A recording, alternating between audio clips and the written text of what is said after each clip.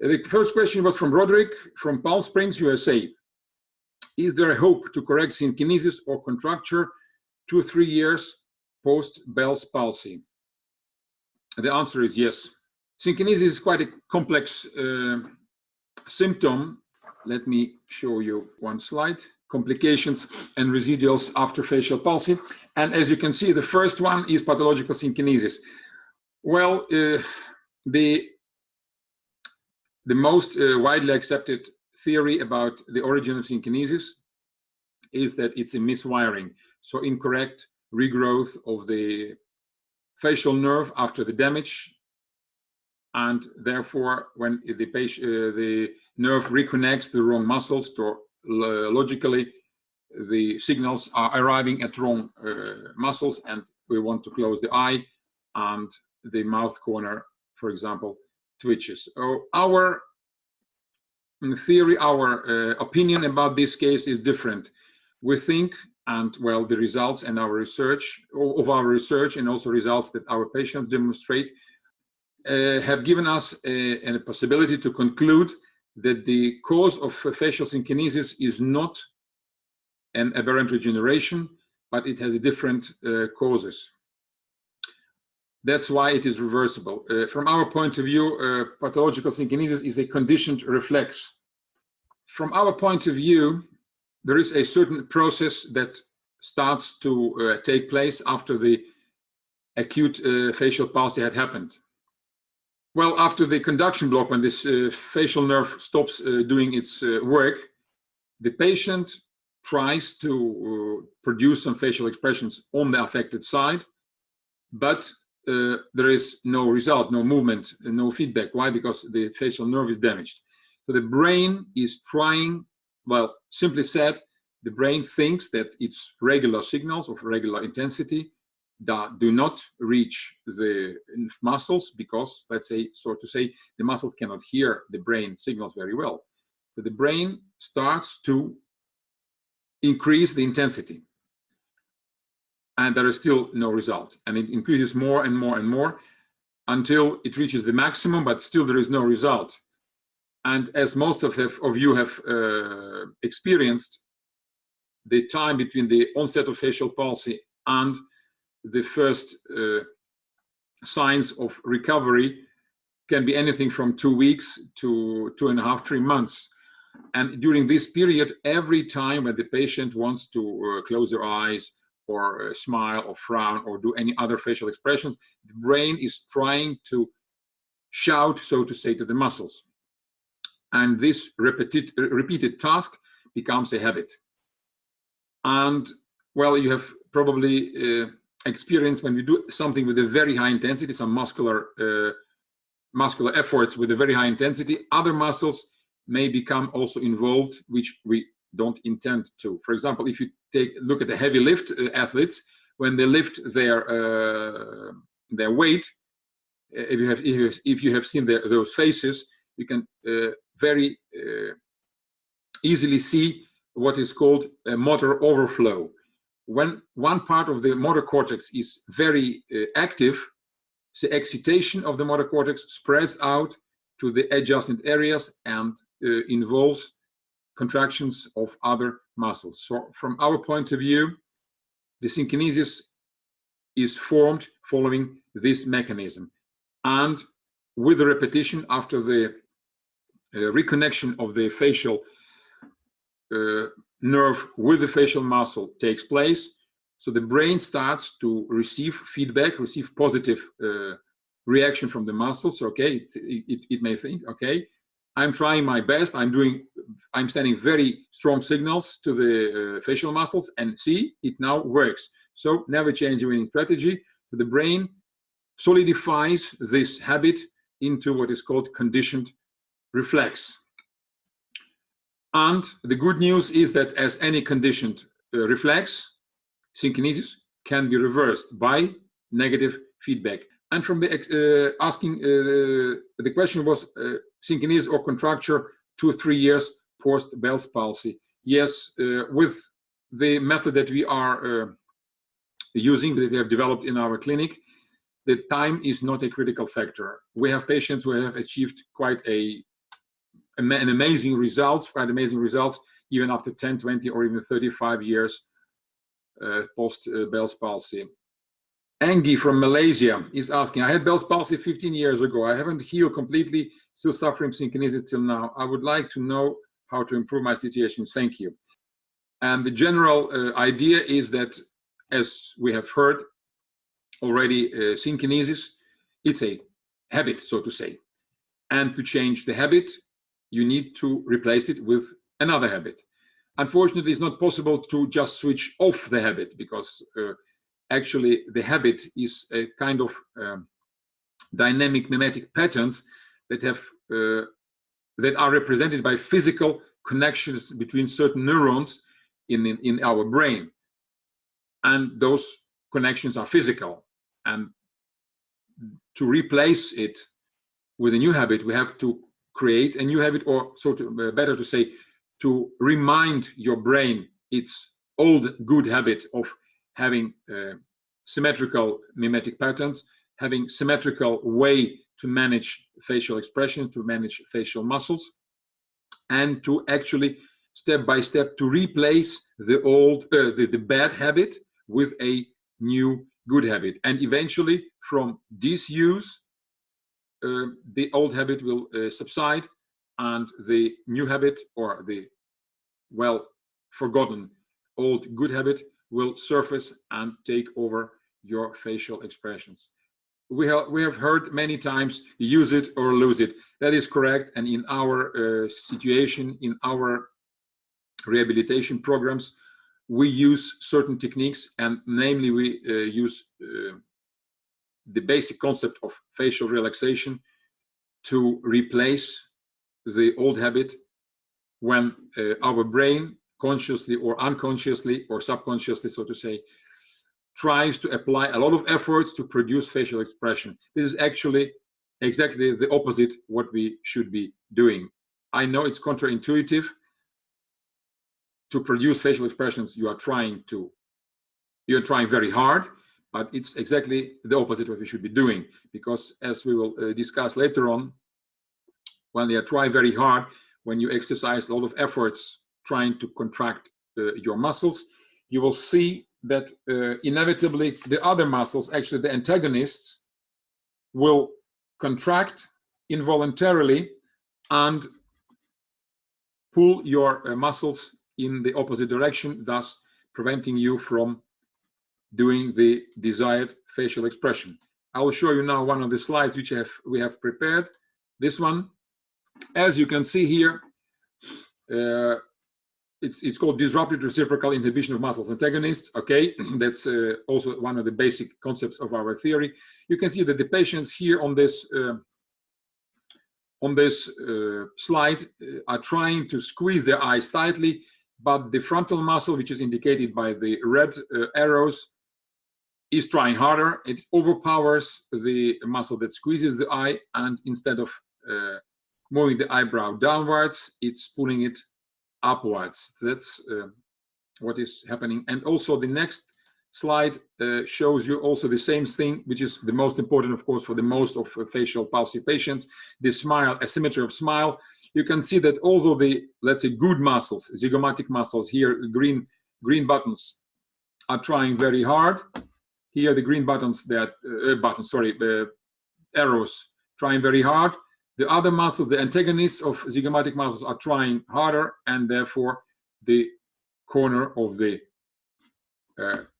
mouth remains practically still, although the power is there. So to once again, to produce correct and well-balanced facial expressions, we do not need power, we need balance. Eddie from London, UK.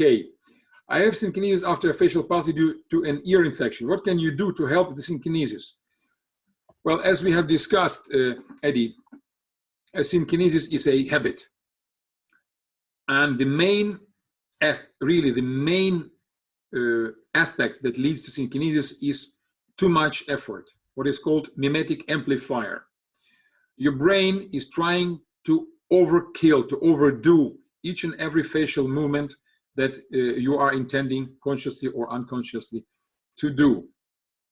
And by doing too much efforts, involuntarily antagonistic muscles become involved, and instead of contracting the right muscles and relaxing the muscles that are antagonistic, we need certain changes to take place in our brain. I will show you some. You see, that's the same facial expression. You can see the brain is doing quite right on the affected side, on the healthy side, but doing quite wrong on a healthy side. Magdalena from Poland. When I lift my eyebrows, my lower eyelid on the affected side lifts. Is there any way to repair it? Magdalena, probably you have already gathered from previous explanations that exactly I've also been showing the example.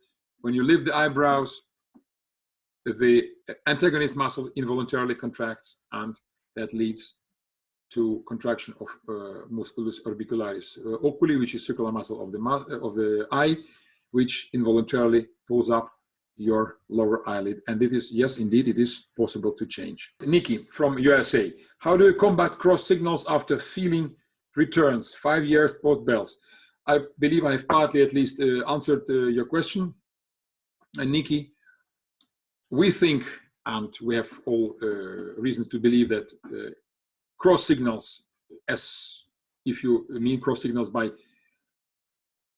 incorrect regrowth, miswiring, so to say, it's not the case, but synkinesis are caused by different signals, and we can work with that together with our patients, because all our programs are based on a cooperation, joint efforts from both sides, from the specialist and from the clinic. If the patient is not prepared to exert her or his own efforts, no specialist in the world can do it in his or her stead. Derek Smith is asking how to reduce my synkinesis.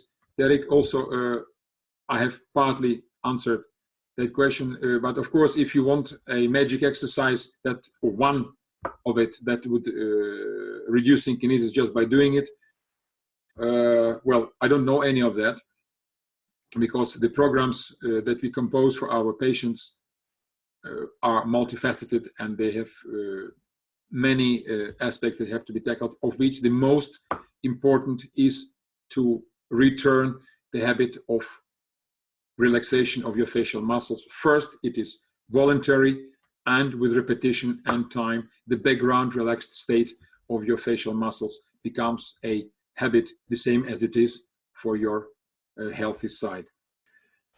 Nabila from the Netherlands asking, can synkinesis be treated during recovery period? I have Mime-therapy and now 59 recovery of facial movement.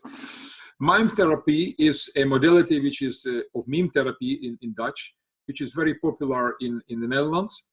It's a program that includes and exercises for relaxation and making some facial expressions, pronouncing certain sounds and so on. It's, as far as I can judge, it's similar to neuromuscular retraining that is practiced by J.K. Deals in the USA. And synkinesis, in theory, yes, it could be treated during recovery period. They can be prevented from forming. However, it's quite difficult to treat it in the recovery in the very beginning of the recovery. First of all, because the patient still is not very much aware of forming synkinesis, and he's still expecting some improvements in the future. And it does happen, those improvements, they do happen, in the recovery does happen. That's why from our point of view, we should not and we do not start working with our patients until at least 8 to 9 months since the onset, because by that time, the recovery picture becomes clear, and the residuals and complications also more or less have solidified, and then the patient by that time has already tried many of the available, if not all the available other modalities, and if by that moment, by that time, he or she is not satisfied with the recovery level, then she or he comes to us and we start working on the situation. Erin asked, I have BP since 6.5 months. I'm still in my recovering stage and I have developed synkinesis, smile with lower eyelids contract and blink eyes with upper lip move uncontrollably. To reduce my synkinesis, do I need to stop my facial exercises and physiotherapy? Look, our facial movements are being managed by two distinct centers in our brain. One is emotional center and another one is volitional center. Volitional center is the one which we use when we want to smile, even if we don't feel like that. That's the volitional center of the brain, and it can contract certain facial muscles at will. Another one, the emotional center of the brain, which produces our natural expression, like you are experiencing, like you are watching now. It's the structure of that muscles that are produced by that center is always good, always well balanced, and always symmetrical, because it has been developed by many millions of years of evolution. What happens when the facial palsy disables our facial nerve? Our brain, when it spontaneously tries to use the emotional center of the brain and it does not receive expected feedback signals, sensory feedback, it engages the volitional center of the brain to amplify the signals. That is why when we are doing our facial exercises, we are actually using the volitional center of the brain, which means that we are amplifying the signals. Basically, we don't need to exercise that center, because what we actually are missing is not the ability of the center of the brain to form the signals. We are missing the conduction capacity of the nerve to deliver the signals from the brain to the muscles. And because the volitional center of the brain cannot produce as finely differentiated, as finely tuned signals as the emotional center of the brain, then it leads to all kinds of irregularities and very high intensity of the contracture signals, which leads to motor overflow and results in synkinesis. So if you ask my advice, I would say do not do very hard your facial retraining exercises, because from our experience, it does contribute to the formation of synkinesis. However, I don't feel that I should cancel something which your doctor has recommended or as your rehabilitation specialist is suggesting to you. It is up to the patient to decide what he or she finds appropriate for her case.